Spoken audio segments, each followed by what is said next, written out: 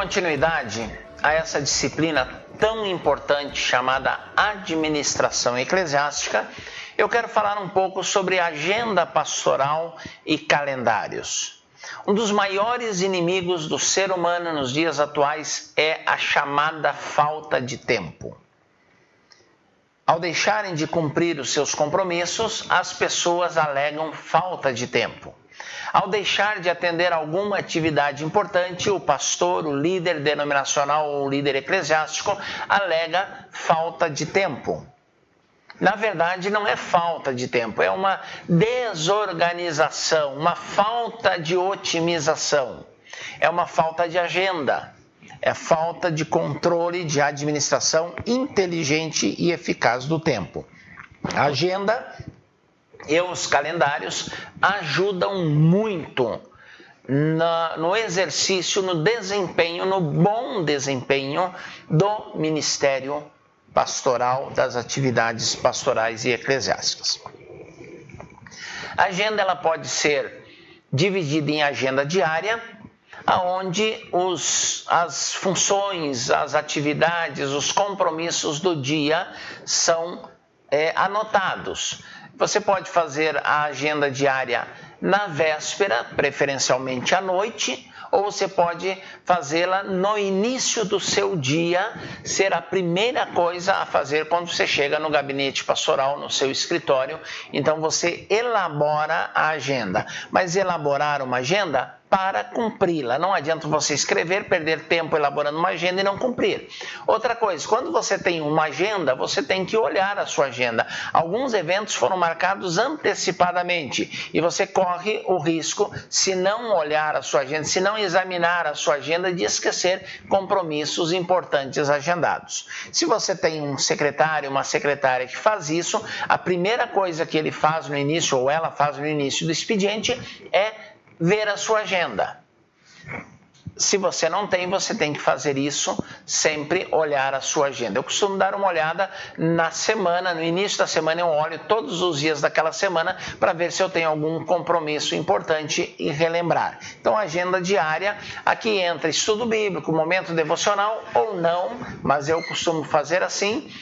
As visitas, as pessoas que eu vou receber no gabinete, os serviços externos, banco, alguma coisa, contas a pagar, tudo que tem que ser feito, visitas, visita ao hospital, visita à família, tudo, cultos a serem realizados, tudo isso está na agenda diária e é uma ferramenta extremamente importante. Hoje as pessoas têm o smartphone, o celular que tem a sua agenda, não precisa ser uma agenda de papel, uma agenda impressa, mas você tem que ter uma agenda e usar a sua agenda. A agenda semanal, você tem a visão de toda a semana e você no final de semana, no sábado ou na segunda-feira cedo, você prepara a agenda para toda a semana e vai dividindo as atividades ao longo da semana, otimizando o seu tempo e fazendo também roteiros inteligentes para economizar tempo, para economizar dinheiro. Você tem que visitar 4 famílias numa semana. Você pode optar por, num determinado dia da semana, fazer as 4 visitas por ordem de proximidade. Então, você faz um roteiro, visitando primeiro a que está mais distante, depois a mais próxima dele, ou ao inverso, primeiro a pessoa que está mais próxima de você, mas fazendo um roteiro inteligente. Você não vai visitar a última pessoa, voltar aqui na mais próxima, depois ir lá e voltar, fica dispendioso, cansativo e gasta-se tempo também. Então, faça uma agenda semanal inteligente. Então, a agenda ela é diária ou ela é semanal. O calendário, ele é mensal e anual. Algumas igrejas, no mês de novembro, preparam o calendário para todo o ano seguinte, mês de dezembro. Algumas fazem em janeiro ou fevereiro, mas você tem um calendário de atividades anual. sempre em consonância com o calendário da denominação, tem um evento denominacional e tem uma festa na sua igreja. Você não vai poder convidar pessoas de fora da denominação e você não poderá estar num evento denominacional que pode ser importante. Então, cuidado com esse conflito de calendário, de agenda e de datas. É muito importante prestar atenção nisso. No calendário da igreja, você vai colocar as atividades regulares da igreja. Os cultos, as assembleias administrativas, a data do aniversário da igreja, enfim, as atividades regulares da igreja, elas entram no calendário da igreja, no calendário anual. E algumas atividades especiais, um congresso, um encontro, um acampamento, uma festividade. O aniversário da igreja é regular, ele acontece todo ano, então ele já está no calendário, ele não é especial. Uma conferência de missões, uma conferência de família, alguma outra coisa especial você coloca no calendário da igreja. Um detalhe muito importante que eu quero ressaltar aqui é que existem igrejas que são movidas a eventos. Todos os meses tem uma festividade, tem um evento especial, tem um pregador de fora. Isso gera dois problemas. O primeiro problema é financeiro. A igreja tem que ter um fluxo de caixa muito alto para manter esses eventos especiais que sempre implicam em gastos. Segundo lugar, a igreja acostuma a ser uma igreja de eventos. E quando chega um novo pastor, ou quando o pastor percebe que não pode manter aquele ritmo alucinante de eventos, acontece o quê? A igreja sente e muitos até abandonam a própria igreja. Eu fui pregar numa igreja, naquele mês eu fui o terceiro pregador de fora a pregar na igreja. Era uma igreja movida a eventos. E isso não funciona. O calendário da igreja ele não pode ser recheado de eventos, de atividades especiais, porque senão ela deixa de ser atividade especial. Então, eu acredito que 2, no máximo 3 atividades especiais por ano numa igreja é mais do que suficiente. Até porque a igreja precisa aprender a conhecer a voz do seu pastor. Quando fica todo mês, quase toda semana, ou pelo menos todo mês, um evento especial com alguém de fora, fica complicado. Quando o pastor vai pregar, além do que muita gente que vem de fora traz ideias, costumes e doutrinas diferentes daquelas que a igreja local defende, o pastor não tem muita oportunidade para falar, para ensinar, para pregar para a sua igreja. E aí a coisa fica bem complicada. Então lembre que no calendário, atividades regulares e especiais, sendo que as especiais são realmente especiais. Tá? A conferência de missões, eu acho que toda igreja deveria promover. Uma conferência para a família, alguma coisa assim muito especial, um seminário sobre um determinado assunto, missões urbanas, escatologia, tal, algum outro tema palpitante e atual, muito bem. Mas quando a igreja começa a fazer evento especial toda semana ou 2, 3 vezes por mês, não deixam de ser especiais e se tornam problemáticos até. Cuidado com isso, pastor, cuidado com isso, seminarista, estudante, não incorra nesse erro na sua igreja e na elaboração do seu calendário. Outra coisa extremamente importante, é um ponto nevrálgico em muitas administrações, orçamento e caixa. A igreja deve ter um orçamento para o ano e a igreja deve ter um tesoureiro, um serviço de tesouraria, 2 tesoureiros mais especificamente, que vão cuidar das finanças da igreja. O pastor não deve manipular o dinheiro da igreja. O pastor não tem que receber dízimo na casa de membro da igreja. Membro da igreja não tem que procurar o pastor e entregar o dízimo em mãos do pastor. Existe um templo, existe um gasofilácio, existe um tesoureiro que vai receber, que foi eleito para isso. Então, cuidado com essas práticas que geram desconfiança, que geram quebra de confiabilidade, que geram equívocos, esquecimentos e problemas para uma boa administração. A igreja tem que ter um orçamento para não gastar mais do que recebe, do que entra. E a igreja tem que ter um caixa transparente. organizado. Não é ficar assim de qualquer forma, ou Deus dará, porque gera problemas. O orçamento, o que é? Um documento que você faz a previsão de entradas, a previsão de receitas e você define os gastos, os investimentos da igreja. Normalmente, esse orçamento é anual. É feito no ano anterior ou no início do ano fiscal da igreja, que pode ser janeiro, pode ser um outro ano fiscal, um outro mês definido no Estatuto da Igreja, e no início do ano fiscal o orçamento é apresentado em assembleia e aprovado. Para se ter um orçamento, o que a igreja faz? A igreja nomeia uma comissão, elege uma comissão representativa de todas as organizações da igreja, dos departamentos, dos ministérios da igreja. Um membro de cada, por uma questão de lógica e para não dar empate em números, normalmente número ímpar de membros dessa comissão, e nesse caso o presidente da comissão de orçamento ele só vota, aliás, em todos os demais casos de administração, o presidente só vota quando for o voto de Minerva, o voto de desempate. Se não houver empate, o presidente não vota. Isso é uma outra norma parlamentar, resgatando um pouquinho as normas parlamentares, interessante. Então, você nomeia uma comissão representativa de todos os departamentos ou ministérios da igreja. Dá para essa comissão o tempo adequado para ela estudar o ano que está se encerrando, tudo que entrou, qual foi a entrada média da igreja, no que foi gasto, enfim. A gente trabalha essa questão de levantamento monetário da igreja, entradas e saídas mês a mês e como um todo no ano. Se deve incluir cada organização, cada ministério, cada departamento da igreja dentro do orçamento. Escola Bíblica Dominical vai receber quanto desse orçamento? Jovens, Ministério Infantil, Ministério de Música, vai receber quanto do orçamento? Quanto é destinado a cada departamento, a cada ministério da igreja? Isso é importante para que cada ministério, cada departamento saiba previamente com quanto poderá contar para investir na consecução dos seus fins, da sua função ministerial. Nós temos que entender que a igreja precisa ampliar a sua visão missionária.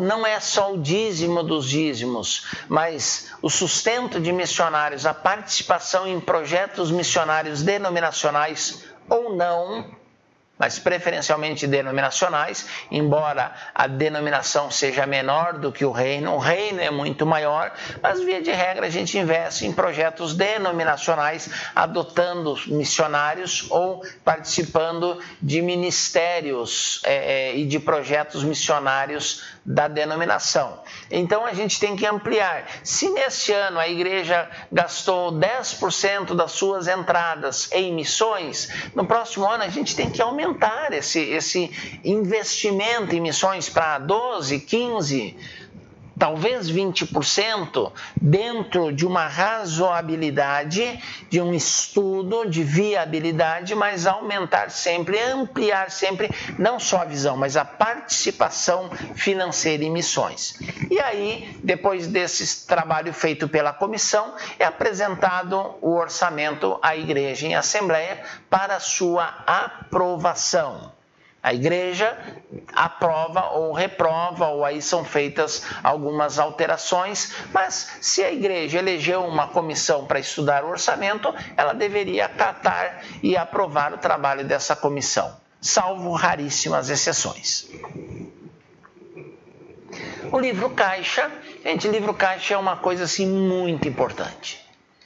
É muito importante e deve ser tratado com muito cuidado. Pessoas que não sabem escrever direito, que não têm escolaridade, que não sabem organizar o seu próprio dinheiro, não podem ser eleitas para funções financeiras e monetárias da igreja, não pode exercer tesouraria na igreja.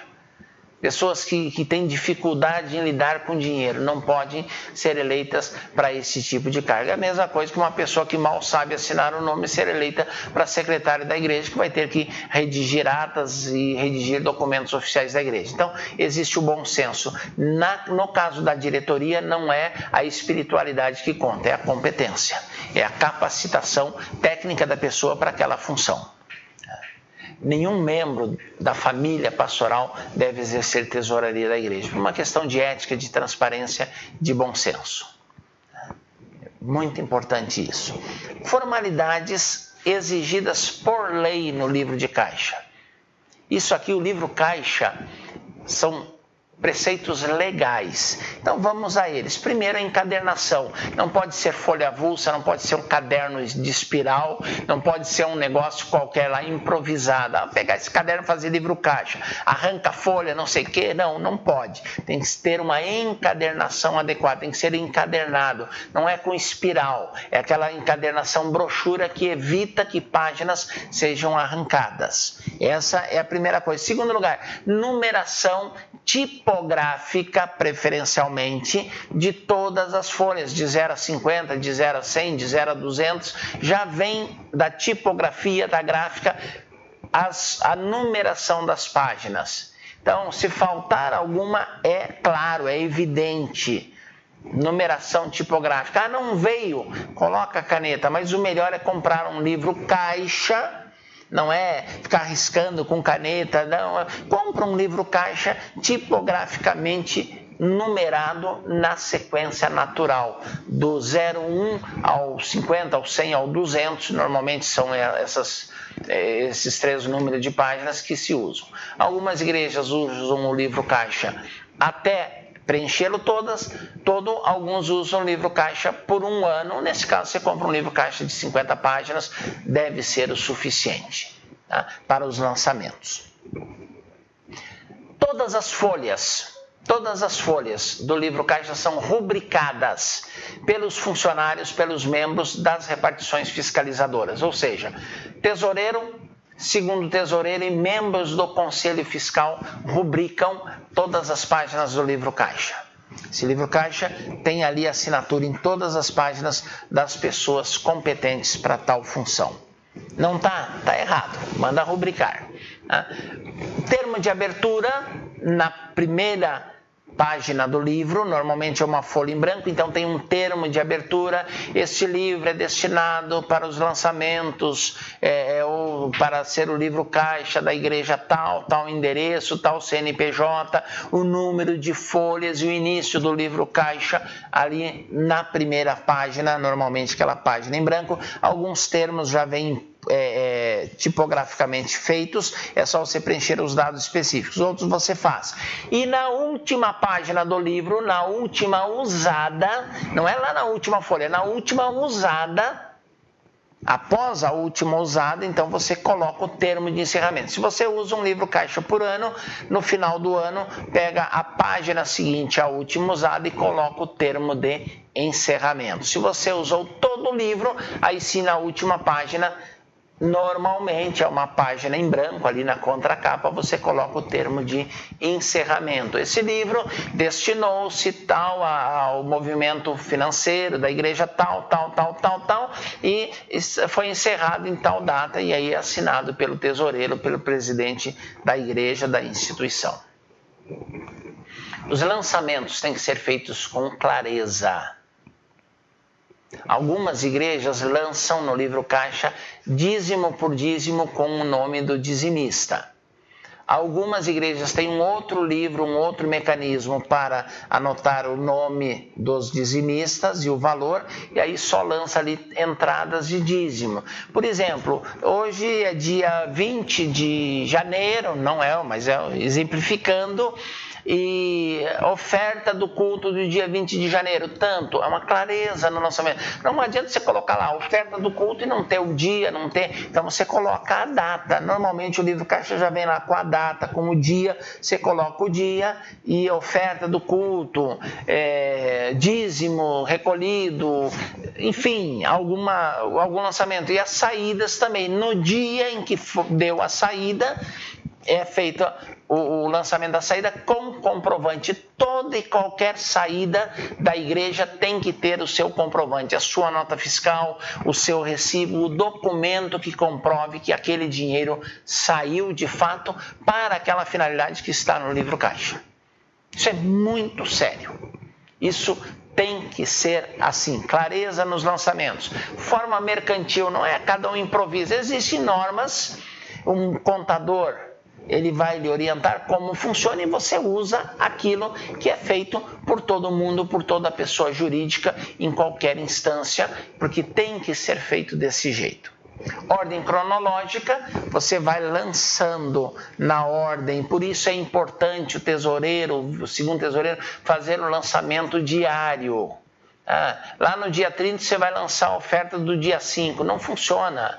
Lá no dia 15 você vai lançar a saída do dia 3, não, tem que ser por ordem cronológica, cuidar para não alterar isso, é muito importante. Continuidade. Você não pode fazer de um mês, pular para outro. Não, há continuidade diária e mensal. É muito importante você manter isso no livro caixa. Você encerrou um livro caixa, livro 001, assim como o livro de atas, o próximo é o 002, que entra a partir daquela data e vai ser de uma forma contínua. Os lançamentos, um abaixo do outro, normalmente se usa uma página para entradas, o outro lado, a outra página para saídas e se mantém essa continuidade. Alguns lançam tudo numa única ordem, só lá entradas e saídas, então à direita do lançamento para fazer a conta. Isso aqui não interfere muito na eficácia, mas tem que ser bem claro, bem definido. Qualquer pessoa que pegar o livro tem que saber o que é entrada e o que é saída. Isso é básico, é fundamental. Exatidão nos lançamentos. Se você tem uma nota de R$ 11,98, o lançamento não pode ser de 11 nem de 12, é R$ 11,98. Exatidão nos lançamentos. Levar isso rigorosamente a sério. Isso é importantíssimo. Algumas vezes acontecem erros de lançamento. E o livro caixa você não pode usar branquinho, errorex, algum tipo de corretor ortográfico. Você não pode apagar com borracha, riscar por cima. Não é permitido, não pode. Juridicamente invalida todo o livro ter rasura, ter risco, ter algum meio de correção usado. Como se faz os erros, como eles acontecem? Geralmente os erros de lançamento são cometidos pela repetição de lançamento. O segundo tesoureiro lançou 2 vezes a mesma entrada, 2 vezes a mesma saída. Então, é uma coisa que acontece, às vezes pela troca de contas, que era saída, colocou de entrada, ou vice-versa, houve uma troca ali de contas ou de valores, tá? Troca de algarismos, era 1, ele colocou 2, era 25, colocou 15, ou colocou 35, então trocou algum algarismo ali que alterou substancialmente o conteúdo, e às vezes o erro é pela falta de registro. No dia 30 ele percebe que o lançamento lá do dia 3 não foi lançado, faltou o registro. Então ele tem que fazer esse registro posterior e colocar ali que a data foi antiga. Como se faz a correção desses erros? Não dá para riscar, não dá para apagar, não dá para usar errorex. O que se faz? Por ressalva, tá? Ele trocou um número, então ele coloca a ressalva que o número correto é tal, faz a anotação ali e faz o lançamento correto e organiza a conta. Tá? Por complemento, lançou um dízimo, uma oferta errada, complemento da oferta ou dos dízimos do dia tal. Então ele faz o complemento naqueles números que faltavam.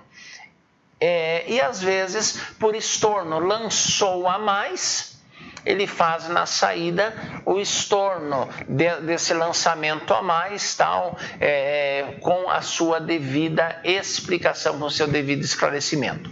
O livro caixa, repito, não pode ter rasuras, não pode ser borrado e tem que ser manuseado por pessoas especificamente eleitas para isso e que tenham competência para fazê-lo. Não esqueça disso, é muito importante. Escolha o melhor tesoureiro, a melhor tesoureira para a sua igreja, alguém que vai ser bênção administrativamente e não vai refletir no seu ministério pastoral. Isso é muito importante. Algumas coisas aqui diversas, nós vamos para os diversos da nossa aula, da nossa apostila. Então, entre os diversos, recebimento e transferência de membros. Hoje em dia, eu tenho visto com muita frequência, no culto de ceia ou num culto dominical, chama as pessoas que vão ser recebidas como membros da igreja à frente, faz uma oração e é membro da igreja. Não tem ata, não tem nada. Aí você pergunta quantos membros tem a igreja? Acho que tem tantos, não tem um documento. Então, cumpre nos dizer o seguinte, que o recebimento de membros, por isso eu fiz questão de colocar o texto aqui, o recebimento de membros só se dá em assembleias administrativas e por maioria de votos favoráveis. Recebimento de membros em assembleia administrativa. Não é na ceia, a não ser que na ceia tenha uma parte da assembleia e seja registrado em ata. Membro que é membro de igreja sem ter o seu recebimento registrado em ata não é membro. Não pode concorrer a nenhum cargo, não pode ser membro da igreja. A assembleia existe para receber, é estatutário. Ah, mas o nosso pastor é o estatuto, não é o seu pastor. A nossa igreja não é a sua igreja, é o estatuto. E estatutariamente, nenhum estatuto será aprovado se não constar no estatuto que o recebimento de membros é em assembleia. Então você não pode receber membros fora de assembleia e sem registro em ata. Ok? Formas de recebimento. Existem algumas formas de recebimento que nós, batistas, usamos e a maioria das denominações usa. A primeira forma é do batismo. A pessoa se converte,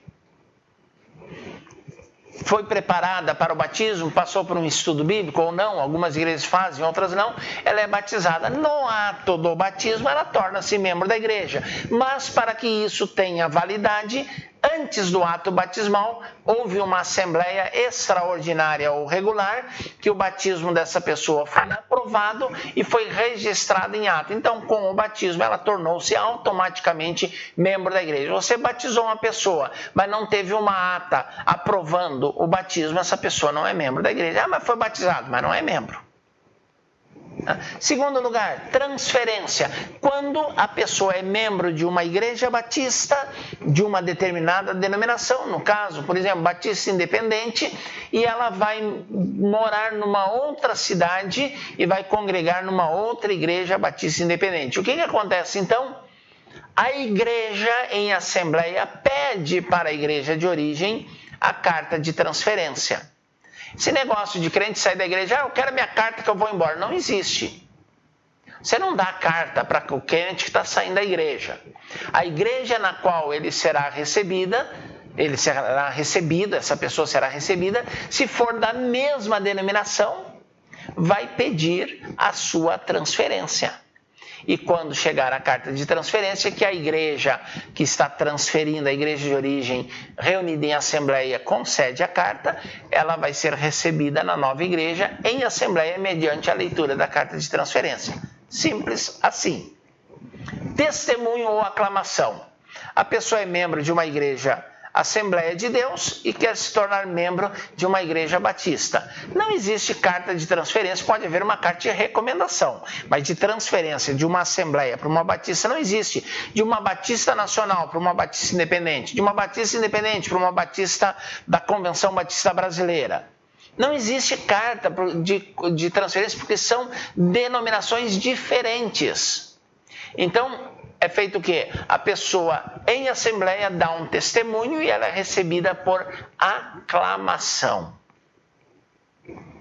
E a quarta forma é reconciliação. A pessoa é crente, desviou-se, ficou um tempo fora da comunhão com qualquer igreja, ela vai no culto, se reconcilia com Deus e ela quer ser membro daquela igreja. Então ela é recebida por reconciliação. As igrejas batistas e as igrejas, de uma forma geral, têm apenas essas 4 formas de se receber membros. Todas elas em assembleia, senão não tem validade. Pastor que está fazendo recebimento de membros no culto do domingo à noite, sem ter registro em ata, não está correto, juridicamente falando, estatutariamente falando. Se você é membro de uma igreja, não foi recebido em assembleia, converse com o seu pastor e resolva isso. Demissão de membros também só se dá em assembleia. É isso que nós temos sobre recebimento e transferência de membros, e na próxima videoaula nós continuaremos com essa matéria sumamente importante que eu espero que você leve muito a sério, que é administração eclesiástica.